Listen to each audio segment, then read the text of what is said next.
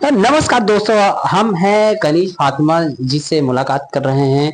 कनीज फातिमा जी के बारे में अगर थोड़ी बहुत बात की जाए तो मैं बात ये करूंगा कि वो जो है मतलब बहुत सारी ऐसी विषय पे बात करती हैं, मानव अधिकार से लेके जैसे आज वक्फ बोर्ड पे जो मुद्दा तमाम मुद्दा छाया हुआ है, जितने भी करंट अफेयर्स हैं, समसामयिक मुद्दे हैं, उन सभी पे बेबाक टिप्पणी करती हैं।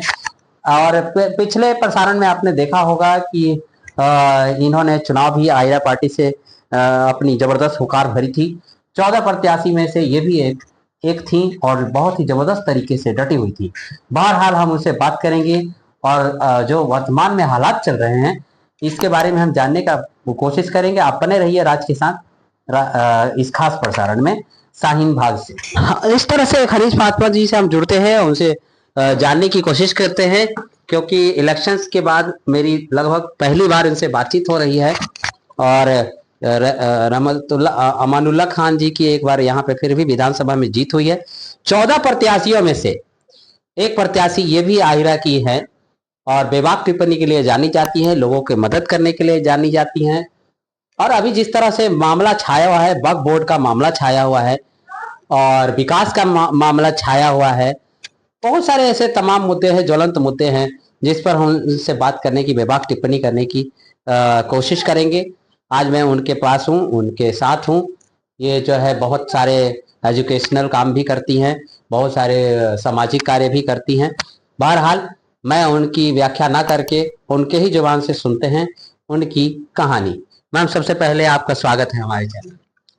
Thank you. मैं कनीज फातिमा शाहीन बाग से, और आपने मौका दिया, बहुत शुक्रिया। तो मैम, इस जिस तरह से हम आजकल वक्फ बोर्ड पर सवाल जवाब चल रहे हैं, सुप्रीम कोर्ट पर भी टिप्पणी चल रही है, कई बार जो आजमाइश की भी बात होती है कि वो संस्था बड़ी है, वो संस्था छोटी है, तो क्या हमारे डेमोक्रेसी के लिए ये घातक नहीं है? जी बिल्कुल, डेमोक्रेसी के लिए घातक है। और हर वो स्टेप मोदी जी जब से सरकार बनाए हैं तो देश के विनाश का हर एक स्टेप जो भी उठाते हैं वो विनाश की तरफ ही जा रहा है। उनको लगता है कि देश की सारी जमीन को कब्जा करके देश का मोदी कर देना, तो पब्लिक इस बात के लिए तैयार नहीं।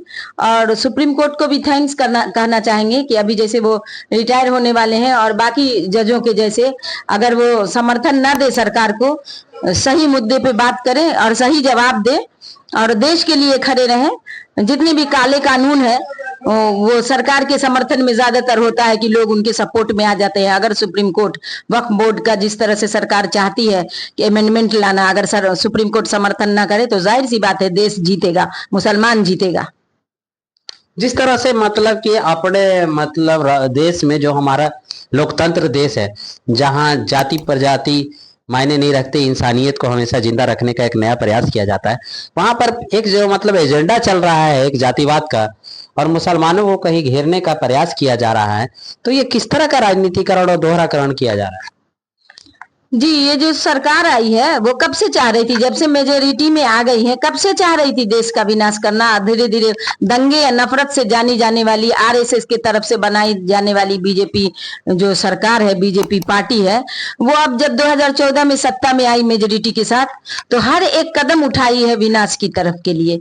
अब ये सबसे बड़ा कदम है कि जो जैसे पहले ट्रिपल तलाक से कहानी शुरू हुई थी, उसके बाद सीए है, यूसीसी है, इस तरह से वो आखिरी मोड़ पे लाके छोड़े हैं कि वक्फ बोर्ड अमेंडमेंट बिल लाके वो चाह रहे हैं कि सारी जमीन कब्जा करके अडानी को दे दे। चाहिए तो ये था कि सरकार अगर इन्वॉल्व भी हुई वक्फ बोर्ड में, तो जो लोग कई वर्षों से कब्जा किए हुए हैं या कम किराया दे रहे हैं, सरकार का उसमें इन्वॉल्वमेंट होना चाहिए कि फायदा हो मुसलमानों का, उसमें ज्यादा से ज्यादा आए, आसानियां से किस्त आए और आसानी से किराया आए। आज के दौर में जो सरकार फिक्स करेगी उससे वक्फ बोर्ड का फायदा होता। वक्फ बोर्ड में अच्छे ईमानदार लोग आते कमेटी से चुन के, जो भारत की जमीन है वो भारत की जीडीपी बढ़ाने में ही फायदा होता, लेकिन ऐसा कुछ नहीं हुआ। वक्फ बोर्ड को चाह रहे हैं ये खाने कमाने का चीज अपना सरकार में बैठे लोग, जबकि जितनी भी बड़ी बड़ी यूनिवर्सिटियां हैं, ऑक्सफोर्ड है, हार्वर्ड है, या जो भी है, पहले भी जमाने में जो अब्दुल्ला बिन फिरी की बेटी थी फातिमा, उन्होंने अल करमोन यूनिवर्सिटी बनाया। बहुत बड़े मार्चेंट थे उनके फादर, और अपने बाप का पूरा पैसा, इकलौती बेटी थी वो यूनिवर्सिटी और मस्जिद मदरसा में लगा दी थी। और उससे भी पहले उमर फारूक ने अपने जो निजी जमीन का सबसे अच्छा वाला जो अच्छे क्वालिटी का जो हिस्सा था, आधे से ज्यादा वक्फ दिया। और नबी सल्लल्लाहु अलैहि वसल्लम ने इसलिए वक्फ बोर्ड बनाया था, बोर्ड नहीं था मगर वक्फ करने का सिलसिला इसलिए चला था कि उससे गुलामों को आजाद किया जाएगा, उससे बीमारों को दवा दिया जाएगा, उससे भूखों को खाना खिलाया जाएगा, और उससे जो इल्म का वो दौर चला था, क्रांति चली थी, तो सबके पास सहूलतें तो नहीं मुहैया थी, तो वो एक ऐसा सेटअप बनता जहां लोगों को इल्म हासिल करने का मौका मिलता, इसलिए वक्फ किया गया था। वक्फ बाद में जैसे जैसे डेवलपमेंट हुआ दुनिया में तो वक्फ बोर्ड बनाया गया, एक कमेटी बनाई गई, तो जैसे जैसे सरकार इसमें इन्वॉल्व होती रही वक्फ बोर्ड का नुकसान होता रहा, और वक्फ बोर्ड में बेईमान लोग आते रहे, जो सरकार के एक दो लोग होते थे वो भी सरकार के इशारे पे चलते थे, वो किसको नहीं देना है उसी को लिख देते थे, वो किससे किराया लेना है उससे नहीं लेते थे, और इस तरह से वक्फ बोर्ड खराब होता गया दिन ब दिन। अब तो पूरी तरह से पूरा देश ही सरकार के कब्जे में है, और सरकार खुद किसी के रिमोट से चलती है, पूरे देश का मोदीकरण हो गया है, वक्फ बोर्ड का भी मोदीकरण करना। जिस तरह से वक्फ बोर्ड के मतलब की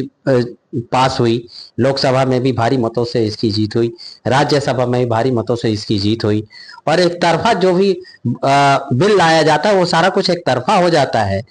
तो ये किस तरह का राजनीतिकरण किया जा रहा है हमारे देश में?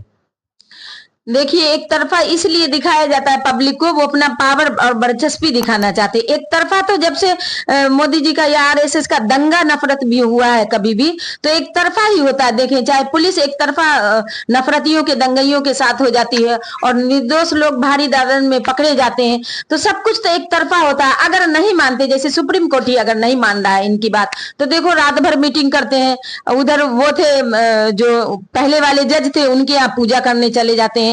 अब एक प्रधानमंत्री किसी के घर चला जाए इतनी फोर्स लेके, तो जाहिर सी बात है उसका पेशाब निकल जाएगा। आम आदमी को तो डर ही जाएगा। वो तो जज थे, वो भी डर गए, और अगर बात न माने तो लोया जैसे जान से हाथ धोना पड़ेगा। तो डरा के ये सरकार बनाए। आप देखो, इनको लॉन्ड्री कहा जाता है कि जितने भी गंदे लोग हैं, जितने लुटेरे लोग हैं, जिन पर ईडी का वो छापा पड़ा था, सब लोग बीजेपी में आए और सरकार बनाए हुए, न कोई कोई मिनिस्ट्री लेके बैठे हुए। ये कैसे हो गया? तो आप जान रहे हो, जब ये दूसरी पार्टी में थे तो इन पर दबाव बनाया गया और लोग डर से इनकी पार्टी ज्वाइन कर लिया।